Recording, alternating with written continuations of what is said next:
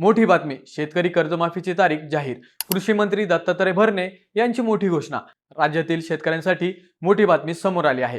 कर्जमाफीच्या प्रतीक्षेत असणाऱ्या शेतकऱ्यांसाठी सरकारने आता कर्जमाफीची तारीख जाहीर केली आहे. राज्याचे कृषी मंत्री दत्तात्रय भरणे यांनी सांगितले की सरकार जुलै अखेरीस कर्जमाफी लागू करण्यासाठी कटिबद्ध आहे.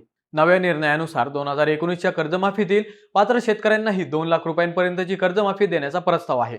तसेच नियमितपणे कर्जाची परतफेड करणाऱ्या शेतकऱ्यांना 50,000 रुपयांचे प्रोत्साहनपर अनुदान देण्याचाही निर्णय घेण्यात आला आहे. मात्र आयकर भरणाऱ्या शेतकऱ्यांना या योजनेचा लाभ दिला जाणार नाही असेही स्पष्ट करण्यात आले आहे. लाभार्थ्यांची माहिती पडताळण्याची प्रक्रिया सुरू असून आवश्यक प्रशासकीय मंजुरीनंतर अंमलबजावणी सुरू होणार असल्याचे सरकारचे म्हणणे आहे. सरकारच्या माहितीनुसार या योजनेवरील अपेक्षित खर्च आता सुमारे 40,000 कोटी रुपये इतका असू शकतो. आता सर्वांचे लक्ष प्रत्यक्ष अंमलबजावणी आणि शेतकऱ्यांच्या खात्यात लाभ कधी जमा होतो याकडे लागले आहे.